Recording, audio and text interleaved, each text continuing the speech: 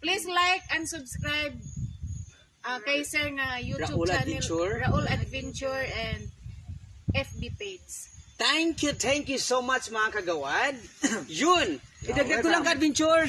Kapag pumunta kayo ng mainit, hindi lang ito ang pupuntahan nyo. Marami po silang pwede natin ilagay sa ating itinerary kapag pumunta kayo. At syempre kung nag-hire naman kayo ka-adventure ng tour guide, pwede po ako. Basta mag-booking lang kayo ka-adventure as earlier, talagang ibibigay ko sa inyo ang aking best for a tour guide. At syempre ka-adventure, sa itong lugar na ito ka-adventure, sa ngayon is 20 pesos pa ang kanilang entrance.